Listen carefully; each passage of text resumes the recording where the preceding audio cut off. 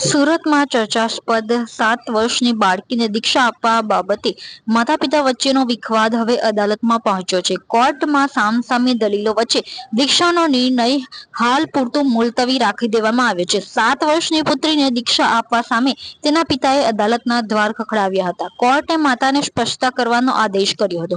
ત્યારે માતાએ આજે સુનાવણીમાં એવો ખુલાસો કર્યો હતો કે દીકરીના પિતાની સંમતિથી જ દીક્ષા નક્કી કરવામાં આવી છે. ગત 4 ઓક્ટોબરે મહારાષ્ટ્ર પાસે દીક્ષાની અનુમતિ લેવા ગયા ત્યારે પિતા સહિત પરિવારના સભ્યો હાજર હતા. પુરાવા રૂપે ફોટોગ્રાફ્સ પણ રજૂ કર્યા હતા. ત્યારે પિતા દ્વારા એવી દલીલ કરવામાં આવી હતી કે પોતે માત્ર પત્નીની જીદ અને દબાણ હેઠળ જ આશીર્વાદ લેવા ગયા હતા, જ્યારે દીક્ષાની તારીખ કે વિધિની કોઈ ચર્ચા થઈ ન હતી. દીકરીના ભવિષ્યને ધ્યાને લઈને તે રોકવા કોર્ટનો આશરો લીધો હતો. સુરત ફેમિલી કોર્ટમાં બંને પક્ષોની સામસામી દલીલો વચ્ચે બાળકીનું ભાવિ કાનૂની ગૂંચમાં ફસાયું છે. કોર્ટની કાયદાકીય કાર્યવાહી તથા નાની ઉંમરને ધ્યાને રાખીને હાલ પૂરતું દીક્ષા મોકૂફ રાખવાનો નિર્ણય કરવામાં આવ્યો છે. મારી દીકરી નાની છે, મારે અત્યારે દીક્ષા અપાવી નથી. એ 18 વર્ષની થાય એની ઈચ્છા હશે એ પછી અમે દીક્ષા અપાવવાનું નક્કી કર્યું. 18 વર્ષ પછી. અત્યારે મારી દીકરી બહુ નાની છે એટલે મેં આ નિર્ણય લીધો. દીક્ષાનું મુહૂર્તમાં અમે લોકો કોઈ ગયા નતા. અમારી પરિવારની હાજરી વગર સાહેબે દીક્ષાનું મુહૂર્ત આપી દીધું.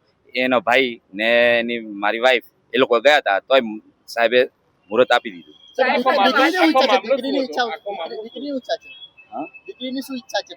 દીકરીની ઈચ્છા તો અત્યારે એને તો બંને સાઈડ ત્યાં રહે તો ત્યાં એને ગમે છે, સંસારમાં આવે તો સંસાર, ઘરે આવે તો એને હિસાબે જ સંસાર, ઘરે આવે તે હિસાબે પણ રહે છે. પત્ની શું કહે છે, શા માટે દીક્ષા અપાવવા માંગે છે? એને એ લોકોને બસ કે મારે દીકરીને અત્યારે આ નાની ઉંમરે જ દીક્ષા અપાવવી છે.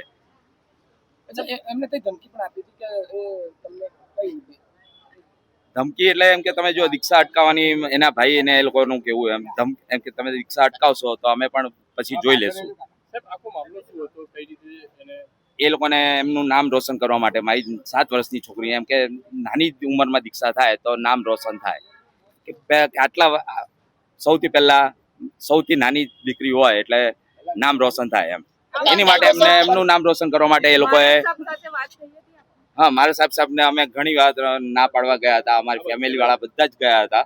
તો મારા સાહેબે અમને એમ કીધું કે તમે આવો, નહીં આવો તો પણ દીક્ષા થશે. નિયમ શું હોય છે? કાયદેસરનો નિયમ શું હોય છે દીક્ષા લેવાનો? કાયદેસરનો નિયમ તો મા બાપની મંજૂરી હોય તો જ દીક્ષા આપી શકે એવો નિયમ છે. ના તો દીક્ષા થતી નથી, લગભગ એવું છે. મા બાપની બંનેની મંજૂરી હોવી જોઈએ. મારી તો એક જ આશા છે કે મારી દીકરીની દીક્ષા અત્યારે ન થાય. આપની શું આશા છે દીકરી પ્રત્યે? શું બનાવવાની ઈચ્છા હતી આપની? દીકરીને તો અત્યારે મારે ભણાવવી જ છે. એની પછી ઈચ્છા હશે, એનું પોતાનું એની ઈચ્છા હશે, એ હિસાબ તો અમે અપાવવા તૈયાર છીએ.